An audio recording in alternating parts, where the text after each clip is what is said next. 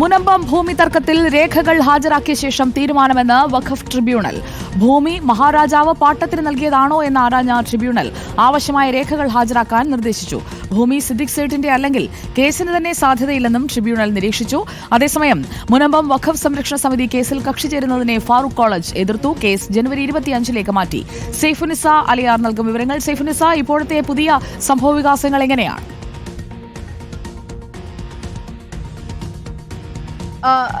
സുജയ, വഖഫ് ട്രിബ്യൂണലാണ് ഇന്ന് കൊച്ചിയിൽ സിറ്റിംഗ് നടത്തിയത്. പ്രധാനമായും മുനമ്പം വിഷയമാണ് ഇന്ന് മുനമ്പം വിഷയവുമായി ബന്ധപ്പെട്ട കേസാണ് ഇന്ന് ട്രിബ്യൂണലിന്റെ മുമ്പിൽ എത്തിയത്.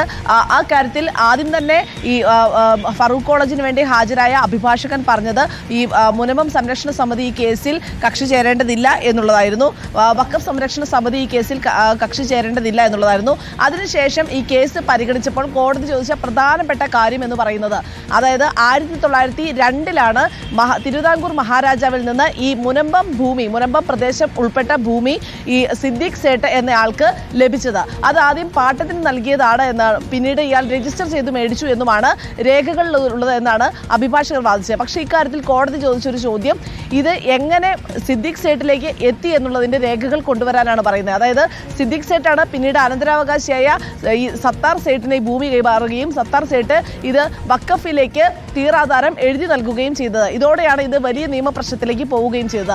അതുകൊണ്ട് തന്നെ ഇതിന്റെ ഏറ്റവും അടിസ്ഥാനമായ രേഖകൾ എവിടെ എന്നുള്ളതാണ് കോടതി ചോദിച്ചത്. അതായത് ജനുവരി 25 ഈ കേസ് വീണ്ടും പരിഗണിക്കുമ്പോൾ ഈ കോടതിയിൽ ഈ രേഖകൾ ഹാജരാക്കണം. അതല്ല എങ്കിൽ, അതായത് ഈ രേഖകൾ ഹാജരാക്കാൻ കഴിഞ്ഞില്ല എങ്കിൽ വഖഫ് എന്ന ഒരു അവകാശവാദത്തിന് പോലും സാധ്യതയില്ലല്ലോ എന്നാണ് കോടതി പറഞ്ഞത്. കാരണം അതായത് ഈ രാജാവ് ഈ സിദ്ദിഖ് സേഠിന് പാട്ടത്തിന് നൽകിയ ഭൂമി അനന്തരാവകാശിക്ക് കൈമാറുകയും പിന്നീട് ഇത് വഖഫിന് നൽകാനോ നിയമസാധ്യതയില്ല. അങ്ങനെ നിയമസാധ്യതയില്ലാതെ ഈ ഭൂമി കൈമാറ്റം ചെയ്യപ്പെട്ടിട്ടുണ്ടെങ്കിൽ വഖഫിന്റെ ഭാഗമാണ് ഈ ഭൂമി എന്ന് പറയുന്നതിൽ ഒരു തരത്തിലുള്ള നിയമസാധുതയും ഇല്ല എന്നുള്ളതാണ് കോടതി പറഞ്ഞത്.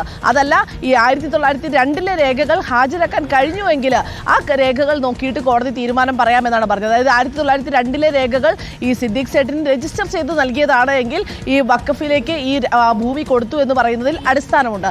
അതല്ല, ഈ ഭൂമി പാട്ടത്തിന് നൽകിയതാണ് എന്ന് 1902 രേഖകൾ പറയുന്നുണ്ട് എങ്കിൽ ഇത് സിദ്ദിഖ് സേഠിന്റെയോ സത്താർ സേഠിന്റെയോ ഒന്നുമല്ല ഈ ഭൂമി. ഇത് തിരുവിതാംകൂർ രാജാവിന്റെ തന്നെ ഭാഗമായ ഭൂമിയാണ്. അത് പാട്ടത്തിന് നൽകിയത് മാത്രമാണ്.